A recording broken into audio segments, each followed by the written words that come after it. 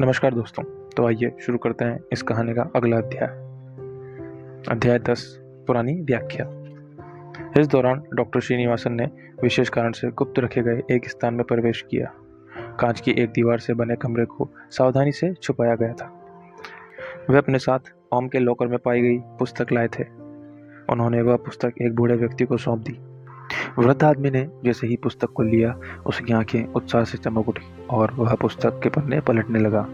परंतु शीघ्र ही वह प्रसन्नता क्रोध में बदल गई। लंबी चुप्पी के बाद आदमी ने कांपती सी आवाज में कहा, पुस्तक का दूसरा भाग कहाँ है? डॉक्टर श्रीनिवासन परेशान और भयभीत खड़े थे। उन्होंने सोचा था कि पुस्तक पूरी है, जबकि सुविधा केंद्र के किसी भी सदस्य के लिए अबूझ भाषा, अजीब रेखा चित्र, नक्शा और पौधों के होने से वह आसानी से समझ में आने वाली नहीं थी। इससे पहले कि वे यह सब उस आदमी से कह पाते, वह आदमी क्रोध से चीखते हुए बोला, मैंने कहा पुस्तक का दूसरा भाग कहाँ है? डॉक्टर श्रीनिवासन ने तेजी से जवाब दिया, मुझे नहीं पता सर, हमें लॉकर से केवल यही पुस्तक मिली है। वह बहुत बुरी तरह से डर गए थे। बूढ़े आदमी ने धीरे से अपनी उंगली के इशारे से डॉक्टर श्रीनिवासन को अपने पास बुलाया। डॉक्टर श्रीनिवासन ने आदेश का पालन किया और आदमी की पुरानी व घिसी जीर्ण कुर्सी के निकट फर्श पर घुटनों के बल झुके। बूढ़े आदमी ने श्रीनिवासन के बालों को जकड़ा और बड़ी भयानकता से घूरते हुए कहा, इसे देखो, पढ़ो इसे, अनपढ़। इस पुस्तक का हर दूसरा पन्ना गायब है। उसने पुस्तक को डॉक्टर श्रीनिवासन के मुंह पर फेंकते हुए कहा, सम संख्या वाले सभी पृष्ठ यहाँ हैं और विषम संख्या वाले पृष्ठ दूसरी पुस्तक में हैं। यह एक चाल है जिससे पुस्तक एक दूसरे के बिना बेकार है। दूसरी पुस्तक अब कहाँ है? डॉक्टर श्रीनिवासन पन्नों पर नंबर नहीं देख सके, फिर भी जल्दी से गलती स्वीकारते हुए बोले, हम यही सब ला पाए सर। डॉक्टर बत्रा ने जैसे ही पुस्तक को देखा, वे समझ गए थे। बूढ़े आदमी ने घृणा के साथ जवाब दिया, उसे डीएनए के रेखा चित्र और उनसे निकले जीन्स को देखने के बाद समझ में आया, भले ही वह भाषा समझकर पढ़ने में असफल हो जाए, वह चीजें समझ सकता है, पर इस पुस्तक से कुछ निष्कर्ष नहीं निकाल सकता। इस पुस्तक से कोई भी परिणाम पर नहीं पहुंच सकता, क्योंकि यह पूरी नहीं है। तुम्हें लॉकर में और क्या मिला? सर, हमें मिली हर चीज आपकी व्यक्तिगत प्रयोगशाला में भेज दी गई है, एक नक्शे को छोड़कर, जिसे मैंने एलएसडी को सुलझाने के लिए दिया है। डॉक्टर श्रीनिवासन ने शुष्क गले के साथ कहा। नक्शे के जिक्र मात्र से बूढ़े आदमी की आंखों में चमक आ गई। नक्शा? वह नक्शा ही दूसरी पुस्तक की चाबी है। उसे सुलझाने में कितना समय लगेगा? उसने बेरुखी से पूछा। मुझे नहीं पता सर, तो उससे पूछो और अभी बताओ। ठीक है सर। डॉक्टर श्रीनिवासन भयभीत व अपमानित महसूस करते हुए तेजी से कमरे से बाहर चले गए। द्वीप के जंगल में दूर दूसरा व्यक्ति उसी तरह मुखौटा चेहरे पर लगाए, हाथ में एक प्राचीन चाबी लिए पहले वाले व्यक्ति के साथ आ गया। वे जिस इमारत पर नजर रख रहे थे, उस पर धावा बोलने ही वाले थे। दोनों ने अपनी घड़ियों को एक ही समय पर सेट किया। उनमें से एक ने दूसरे को इमारत के अंदर का भाग, इधर से उधर जाते लाल बिंदु, प्रवेश द्वार पर लगे संकेतक दिखाए, जिनसे उन्हें इमारत के अंदर घुसने के लिए भिड़ना था। उन्होंने बिना कुछ बोले तय किया कि एक समान स्थान जो इमारत के अंदर एक दरवाजा है, पर मिलने से पहले प्रत्येक व्यक्ति कितने लोगों को मार गिराएगा। वहीं पूछताछ कक्ष में ओम जैसे ही डॉक्टर शाइस्ता के प्रश्न का उत्तर देने वाला था, एलएसडी अपने दोनों हाथ ऊपर हवा में फेंकते हुए खुशी से चिल्लाए, जैसे वह अपने आप को अघोषित मैराथन में विजय घोषित कर रही हो। सुरक्षा कर्मियों ने चौंकते हुए सतर्कता के साथ अपनी बंदूकें उसकी ओर तान दी। सभी ने अपने सिर उसकी ओर घुमाया और डॉक्टर श्रीनिवासन ने कमरे में प्रवेश किया। एलएसडी ने चारों ओर देखा और उसे एहसास हुआ कि उसने क्या किया। जैसे ही उसने डॉक्टर श्रीनिवासन को देखा, उसके भाव बदल गए। अचानक ही उसे एक विजेता नहीं, बल्कि एक छोटी बच्ची की तरह महसूस हुआ, जिसने अपनी माँ का मनपसंद फूलदान तोड़ दिया हो। उसने डॉक्टर श्रीनिवासन की ओर आतंकित व क्षमायाचक नजरों से देखा। वह इतनी डरी हुई थी कि उसकी आंखों में आंसू आ गए। डॉक्टर शाइस्ता उसे आश्वस्त करने के लिए उठी, पर डॉक्टर श्रीनिवासन ने उन्हें ऐसा करने से रोक दिया। वे एलएसडी के पास गए और उसका हाथ पकड़कर कमरे से बाहर ले गए। दरवाजा पार करते ही उन्होंने पूछा, तुम क्यों चिल्लाई? क्योंकि मैंने आपके दिए गए नक्शे को सुलझा लिया है सर। बहुत अच्छा, मैं उसी के लिए तुम्हारे पास आ रहा था। वह कहाँ है? सर, उन्होंने नक्शे में जानबूझकर स्थानों के अक्षांश और देशांतर आपस में बदल दिए। उनके ऊपर की डिग्री व दशमलव को आपस में बदला गया है। जलाशय को भूमि और भूमि को जलाशय में बदल दिया गया ताकि स्थान को आसानी से पहचाना न जा सके। एलिस जी, इसमें मेरी जरा भी रुचि नहीं है, मुझे केवल जगह बताओ, डॉक्टर श्रीनिवासन ने अधिकारिता से कहा। एलिस जी फिर कमरे से अंदर भागती हुई गई, अपनी स्क्रीन से कागज के टुकड़े पर कुछ लिखा और 1 मिनट के अंदर वापस आ गई। उसने पर्ची डॉक्टर श्रीनिवासन को सौंपी और कहा, यह पर्वतों की श्रृंखला, जंगल व गुफाएं श्रीलंका में है और नक्शे में यह सटीक स्थान है। उसने एक विशेष स्थान की ओर इशारा किया। यह एक पुरानी गुफा जैसी संरचना है। ठीक है, वापस अंदर जाओ, डॉक्टर श्रीनिवासन ने बस यही कहा। एलएसडी को इतना महत्वपूर्ण कार्य करने पर उसके हिस्से की वह प्रशंसा नहीं मिली जिसकी वह हकदार थी। वह स्वतः प्रेरित लड़की थी और उसके लिए प्रशंसा इतनी महत्वपूर्ण नहीं थी।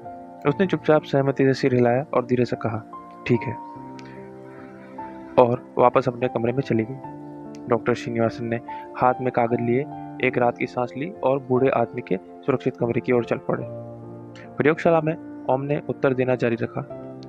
एक दिन मैंने अपनी आंखें 3 ऋषियों के साथ एक कुटिया में खोली। कुटिया बड़ी थी और बाहर से आए अनुयायियों से भरी हुई थी। मैंने उन्हें मिट्टी की दीवारों में बने छेद से देखा। उनमें से एक ऋषि मेरे पास आए और बोले, पुत्र, तुम्हें कैसा महसूस हो रहा है? ओम ने जैसे ही आंखें बंद करके घटना का वर्णन शुरू किया, स्क्रीन पर तस्वीरें चलनी शुरू हो गई, जहां एक गोरा व लंबा 50 वर्ष से अधिक आयु का व्यक्ति मुस्कुराता हुआ खड़ा था। उसने एक जोड़ी लकड़ी की खड़ाऊ और एक सादा सफेद कुर्ता और धोती पहनी हुई थी। उसकी दाई कलाई पर लाल व पीले रंग के धागे कलावा बंधे हुए थे और बाएं कंधे से कमर की दाईं ओर एक जनेऊ जा रहा था। मैं उन्हें व उनके साथ की वह पहली झलक कभी नहीं भूल सकता, क्योंकि वे पहले व्यक्ति थे जिन्हें मैंने अपनी जिंदगी में देखा था। मुझे भूख लग रही है, मैं कहाँ हूँ? यह पूछने से पहले कि तुम कहाँ हो, तुम्हें पूछना चाहिए कि तुम कौन हो, ऋषि ने मुस्कुराते हुए जवाब दिया। मैं उन्हें बताना चाहता था कि मैं कौन था, परंतु तभी मुझे एहसास हुआ कि मैं यहाँ खुद नहीं जानता। ओम ने स्वीकार किया। मैं कौन हूँ? मैंने उनसे पूछा। इसलिए तुम्हें यह कहा था कि तुम्हें अपना वास्तविक नाम नहीं पता। जब हमने इस बारे में तुमसे पूछा था, अभिलाष ने टोका और उसे ओम के बीच में रोकने के लिए डॉक्टर शाइस्ता व डॉक्टर बत्रा की घूरती नजरों का सामना करना पड़ा। अभिलाष उनके भाव पढ़ते ही समझ गया कि उसे चुप रहना है। ओम ने अपनी बात जारी रखी और स्क्रीन भी उसके अनुसार चलती रही। जैसे ही ऋषि ने कमरे में प्रवेश किया, बाकी तीनों ने श्रद्धापूर्वक उनके आगे झुकते हुए उनके चरण स्पर्श किए। आदरणीय ऋषि मेरे बगल में बैठे और मेरे सिर पर हाथ रखा। मुझे कुछ भी याद क्यों नहीं है? मैंने पूछा। क्योंकि तुम्हें आवश्यकता नहीं है। तुम 40 साल के हो। समझो कि इस संसार में यह तुम्हारा पहला दिन है। तुम्हें अभी विश्राम की आवश्यकता है, क्योंकि तुम्हारे शरीर पर बहुत से घाव हैं, कुछ तो बिल्कुल ताजे, जिन पर अभी टाँके लगाए गए हैं। इसलिए अपने आप को कष्ट मत दो, ऋषि ने कहा। मैं बिस्तर पर लेटा हुआ था, फिर भी अपने हाथ व छाती पर घाव और टाँके देख सकता था। मुझे भूख लग रही थी, मैंने कहा। मुझे पता है पुत्र, पर तुम्हें भोजन नहीं दिया जा सकता। तुम्हें अभी भूखे रहना होगा। अब तुम्हें सो जाना चाहिए, ऋषि ने मुझसे कहा। दूसरे ऋषियों में से एक ने कुछ इशारा किया। वे तुरंत ही मिट्टी के पात्र में द्रव्य लेके आए। अपनी प्यास बुझाने के लिए मैंने जल्दी से उसे गटक लिया। कुछ देर बाद मैं सो गया। जब मैं जागा, बाहर अंधेरा था। मैंने सोचा कि मैं कुछ घंटों के लिए सो गया था, परंतु बाद में मुझे बताया गया कि मैं 150 दिन, करीब 4 महीनों तक गहरी निद्रा में था। जब मैं सोया, वर्षा हो रही थी। इसका मतलब वे सही बोल रहे थे, क्योंकि जब मैं जागा, मेरी हड्डियां तक ठंड से जम रही थी। मैं अभी भी भूख से मरा जा रहा था और कुटिया में कुछ भी नहीं बदला था। तीनों ऋषि अभी भी अग्नि के पास बैठे जड़ी बूटियां और कुछ गोल का कार्य कर रहे थे। मैंने अपने आप को फर्श पर रखी चटाई पर लेटे पाया। मेरा शरीर अभी भी घाव और टाकों से भरा हुआ था। वरिष्ठ ऋषि ने फिर से कुटिया में प्रवेश किया और सभी ने उन्हें झुककर प्रणाम किया। उन्होंने उनके अभिवादन को स्वीकारा और मेरी ओर देखा। वह मेरे बराबर में आकर के बैठे और मुझे एक बड़ा पात्र दिया। दूसरे ऋषि आए और उसमें पानी भरने लगे। जब तक वो पूरा नहीं भर गया, मुझे नहीं पता था कि उसके साथ क्या करना चाहिए था। उन्होंने मुझे पात्र के ऊपर अपना चेहरा ले जाने का निर्देश दिया और तब पहली बार मैंने अपना प्रतिबिंब देखा। मेरा चेहरा कटा फटा और टाँकों से भरा हुआ था। मेरा लगभग गंजा सिर युद्ध के निशानों को दर्शा रहा था, जिसका मैं एक हिस्सा रहा होऊंगा। मेरी एक आंख पिघली हुई थी और दूसरे के चारों ओर काले निशान थे। अपना दायां कान गायब देखकर मैं डर गया। मैं एक राक्षस की तरह भयानक दिख रहा था। स्क्रीन पर ओम के दृश्य इतने विचलित करने वाले थे कि डॉक्टर शहिस्ता और एलएसडी को दूसरी तरफ देखना पड़ा। उसके चेहरे पर कुछ भी सामान्य नहीं दिख रहा था। प्रत्येक अंग खराब हो चुका था। पुत्र, तुम कैसा महसूस कर रहे हो? ऋषि ने मुझसे पूछा। आप कौन हैं? मैंने प्रतिप्रश्न किया। मैं देवदास हूँ। मैं धनवंतरी के नाम से भी जाना जाता हूँ। तुम मुझे काशीराज भी कह सकते हो। वह सब मुझे ऐसे ही बुलाते हैं। अब मुझे बताओ, तुम कैसा महसूस कर रहे हो? काशीराज ने एक मुस्कान के साथ उत्तर दिया। मुझे भूख लग रही है, मैंने दोहराया। मुझे पता है, परंतु 2 पूर्णिमा बीत जाने पर ही तुम कुछ ठोस ग्रहण कर सकते हो। तब तक तुम्हें भूख को सहना सीखना होगा। तुम्हें केवल संतों द्वारा तैयार किया औषधि का घोल लेना चाहिए। मैं कैसे जिंदा रहूंगा? मैं मर जाऊंगा, मैंने तर्क दिया। तुम सह लोगे, जैसे तुम पिछले 4 महीनों से करते आ रहे हो। वास्तव में यदि तुम कुछ खाते हो तो तुम निश्चित रूप से मर जाओगे। अब तुम्हें विश्राम करना चाहिए, विनम्र ऋषि ने कहा। कुटिया को छोड़ने के लिए काशीराज दरवाजे तक ही गए थे जब मैंने पूछा, मुझे बताओ, मैं कौन हूँ? मेरा असली नाम क्या है? वे पीछे मुड़े और बोले, तुम्हारा पूर्व में कोई नाम नहीं था। वर्तमान में तुम मृत्युंजय के नाम से जाने जाओगे और भविष्य में तुम्हारे कई नाम होंगे। काशीराज ने तब कुटिया से बाहर आकर आवाज लगाई, सुश्रुत। ओम के मुंह से सुश्रुत का नाम सुनते ही सभी ने एक दूसरे के चेहरे को आश्चर्य से देखा। सुश्रुत के बारे में कही गई प्रत्येक बात का अर्थ अब समझ में आ रहा था। 10 साधु, धनवंतरी, हिमालय श्रृंखला, औषधियों का ज्ञान, टीम के सामने प्रत्येक चीज स्क्रीन पर थी। कुटिया के 3 साधु में से एक सुश्रुत था। सुश्रुत खड़े हुए और कहा, जी गुरुदेव, और कुटिया से बाहर चले गए। कुछ देर बाद सुश्रुत अपने हाथों में जल पात्र लिए वापस आए और मुझे दे दिया। घोल में से पुदीने जैसी गंध आ रही थी और वह हरे रंग का था। मैं किसी भी खाद्य पदार्थ का विरोध करने के लिए असमर्थ था, इसलिए मैं उसे एक घूंट में ही पी गया। उन्होंने मुझे चेहरे पर मुस्कान लिए दयापूर्ण दृष्टि से देखा। वे मुझसे बड़े थे। कुछ दिनों बाद उन्होंने मुझे बताया कि वह 49 वर्ष के थे। धनवंतरी लगभग 70 वर्ष की आयु के थे। वह जो कुछ भी था उसे पीने के बाद सुश्रुत ने वह मुझसे ले लिया और कहा, मैं सुश्रुत हूँ, काशीराज द्वारा आयुर्वेद का ज्ञान प्रदान करने हेतु चुने गए 10 संतों में से एक। हम काशीराज के पहले 3 विद्यार्थी हैं। अभी इस समय हम हिमालय की पर्वत श्रृंखला में निवास कर रहे हैं। वह देवदत्त है और वह नागेंद्र। जैसे ही ओम बता रहा था, प्रत्येक वस्तु ऐसे स्पष्ट थी जैसे कि वह उनकी आंखों के ठीक सामने घटित हो रही हो। धनवंतरी भगवान सदृश परंतु वृद्ध दिखाई दिए। दूसरी ओर सुश्रुत की लंबी दाढ़ी और शांत चेहरा था और देवदत्त व नागेंद्र बिना दाढ़ी मूंछ के। सभी ने समान प्राचीन पारंपरिक वेशभूषा धारण की थी और लकड़ी की चप्पल, जिन्हें खड़ाऊ कहते हैं, पहने हुए थे। जब सुश्रुत मुझसे बात कर रहे थे, देवदत्त केले के पत्तों की एक गठरी लिए अंदर आए और उसे सुश्रुत को दे दिया। मैंने एक शब्द नहीं कहा और केवल उनकी बातचीत सुनता रहा।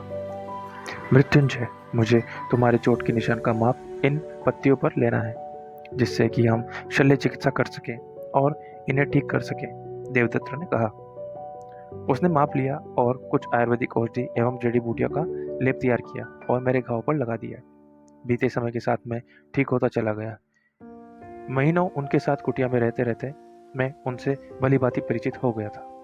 जैसे जैसे समय बीतता गया, मैंने उनकी दैनिक दिनचर्या में सहायता करनी शुरू कर दी और उनसे चीज़ें सीखता गया। मुझे अपने और संसार के बारे में कुछ भी नहीं पता था, अतः उनके बीच रहते रहते मैंने उनसे सीखना शुरू कर दिया। उनकी सहायता करते करते मुझे आयुर्वेदिक औषधियों का ज्ञान प्राप्त होने लगा। सुश्रुत धनवंतरी के प्रथम विद्यार्थी थे। चिकित्सा विज्ञान के अभ्यास के अतिरिक्त उन्हें एक महत्वपूर्ण कार्य सौंपा गया। यह कार्य था कि उनके गुरु धन्वंतरि के शिक्षणों का संकलन अपने अनुभव द्वारा वृद्धि करके पुस्तकों की श्रृंखला में बनाना, जो आज के समय में जानी जाती है। सुश्रुत संहिता। डॉक्टर बत्रा ओम के पीछे से चिल्लाए। ओम ने कोई ध्यान नहीं दिया और आगे बढ़ा। सुश्रुत संहिता सुश्रुत द्वारा लिखी गई शल्य चिकित्सा पर एक महत्वपूर्ण उत्कृष्ट संस्कृत भाष्य है और आयुर्वेदिक के 3 मूलभूत ग्रंथों में से एक है। यह 2 भागों में बटा हुआ है, पूर्व तंत्र और उत्तर तंत्र। इसके 184 पाठों में 1120 बीमारियां, 64 खनिज स्रोत की सामग्रियां एवं 57 पशु स्रोत पर आधारित सामग्रियों का वर्णन है। शाइस्ता ने एलएसडी से फुसफुसाते हुए कहा, परिमल ने सुश्रुत का नाम का जिक्र किया था और तुमने उसके बारे में पढ़ा था। जब अभिलाष विज्ञान के ऊपर अपनी पौराणिक की श्रेष्ठता सिद्ध करने का प्रयास कर रहा था, सुश्रुत कौन थे? कहा जाता है कि सुश्रुत मूलतः दक्षिण भारत के चिकित्सक थे जो वाराणसी में कार्यरत थे। वे गंगा नदी में तीर्थ शवों का प्रयोग ऐसे कार्य एवं अभ्यास के लिए करते थे जिसका इससे पूर्व किसी ने साहस भी नहीं किया था, जैसे एक मृत शरीर के अंगों को दूसरे शरीर के अंगों में जोड़ना। सर्वप्रथम सुश्रुत का नाम उल्लेख बाबर पांडुलिपि 4वीं व 5वीं शताब्दी में है, जिसमें सुश्रुत का नाम हिमालय में निवास करने वाले 10 संतों की सूची में से एक है। सुश्रुत संहिता का बाद में अरबी में अनुवाद हुआ और फिर अंग्रेजी में, जिसके अनुसार ही आधुनिक विज्ञान की प्लास्टिक सर्जरी बनी, लिखी और प्रदर्शित की गई। यह सब कहना अतिशयोक्ति नहीं है कि सुश्रुत विश्व के प्रथम प्लास्टिक शल्य चिकित्सक थे, डॉक्टर बत्रा ने दबी आवाज में कहा। और धन्वंतरि कौन थे जिन्हें हमने स्क्रीन पर देखा, जिसका ओम ने उल्लेख किया था? शाइस्ता ने बहुत उत्सुकता के साथ पूछा। काशीराज, देवोदास और गुरु धन्वंतरि सब एक ही व्यक्ति के नाम हैं। ऐसा माना जाता है कि धन्वंतरि आयुर्वेदिक उपचार के भगवान हैं। अभिलाष ने व्याख्या की। यह कहा जाता है कि वह देवदास काशी के राजा के रूप में पुनः प्रकट हुए थे। काशीराज के नाम से भी उन्हें जाना जाता है। एलएसडी भी बातचीत में शामिल हो गई। अभिलाष ने आगे बताया, धन्वंतरि ने अन्य देवताओं को वृद्धता रोग और मृत्यु से भी मुक्त कराया था। उन्होंने अपने हिमालय आवास में 10 साधुओं को शल्य चिकित्सा की दक्षता में निपुण किया था। सुश्रुत को धन्वंतरि अपना सर्वोत्तम उत्तराधिकारी मानते थे। उन्होंने उन्हें आयुर्वेदिक की अन्य विद्या भी सिखाई थी। धन्वंतरि को औषध विज्ञान की सभी विद्याओं का भगवान माना जाता था। औषध विज्ञान पदार्थों का एक बृहत् कोश है, जिसे कुछ भागों में धन्वंतरि निघंटु के नाम से भी जाना जाता है। इस क्षेत्र में पाया जाने वाला प्राचीनतम ग्रंथ। हम उत्तम स्वास्थ्य के लिए विशेषतया धनतेरस के अवसर पर धन्वंतरि की पूजा करते हैं, जिसे धन्वंतरि का जन्म दिवस माना जाता है। अभिलाष ने जानकारी प्रदान करते हुए कहा। वहाँ बूढ़े आदमी के कमरे में डॉक्टर श्रीनिवासन ने नक्शा एवं कागज का टुकड़ा, जिस पर स्थान चिन्हित था, बूढ़े आदमी को सौंपते हुए राहत की सांस ली। उसने तेजी से परिणाम के लिए डॉक्टर श्रीनिवासन की प्रशंसा की। डॉक्टर श्रीनिवासन अभी तक उस सदमे से उबर नहीं पाए थे जो उन्होंने पिछली बार कमरे में आने पर अनुभव किया था। बूढ़े आदमी ने उपलब्धि के उत्साह में पूरी तरह डूबे होने के कारण डॉक्टर श्रीनिवासन की उदासी पर ध्यान ही नहीं दिया और इसके अलावा उन्हें फिर से आदेश दिया। डॉक्टर श्रीनिवासन के लिए नया कार्य यह था कि वीरभद्र को नक्शे पर चिन्हित स्थान पर भेजा जाए और वहाँ जो कुछ भी मिले उसे सीधे उनके पास लाया जाए। डॉक्टर श्रीनिवासन ने चुपचाप बूढ़े आदमी से नक्शा लिया और कमरे से बाहर चले गए। कुछ देर बाद द्वीप के जंगल में छिपे धावा बोलने को तैयार दोनों आदमियों ने देखा कि वीरभद्र सुरक्षा केंद्र से बाहर आ रहा है। उनकी स्क्रीन पर सुविधा केंद्र का 3D चित्र दिख रहा था, जहां ओम को बंधक रखा गया था। वीरभद्र जिस स्थान पर जा रहा था वह श्रीलंका में था। अरोज द्वीप भारत के बिल्कुल दक्षिण में होने के कारण उस स्थान से ज्यादा दूर नहीं था। वीरभद्र ने रक्षकों में से एक को निजी हेलीकॉप्टर की व्यवस्था करने का आदेश दिया, क्योंकि उसे कार्य समाप्त करने के लिए कम समय दिया गया था। द्वीप के जंगल में छिपे दोनों आदमियों ने वीरभद्र के हाथों में नक्शे को देखा और तुरंत ही परिस्थितियों को भांप लिया। वह अपनी योजना बदलने के लिए मजबूर हो गए।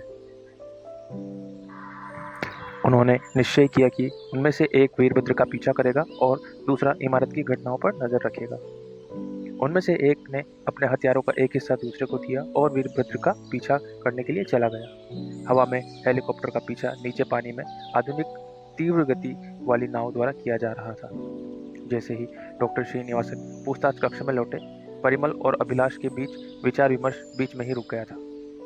जैसे ही उन्होंने प्रवेश किया, उनकी प्रतीक्षाया स्क्रीन पर चमक उठी, जो साबित करती थी कि बंद आंखों के बावजूद ओम ने उनकी उपस्थिति को महसूस कर लिया। जैसे ही डॉक्टर श्रीनिवासन ने अपनी तस्वीर देखी, वे झुंझला कर बोले, मैं स्क्रीन पर क्यों हूँ? यहाँ क्या हो रहा है? तुम लोगों को जो करने के लिए कहा गया है उसे गंभीरता से करके अपने अपने घर वापस क्यों नहीं चले जाते? वे गरजे। उनका व्यवहार अप्रत्याशित था, जिससे सभी दंग रह गए थे।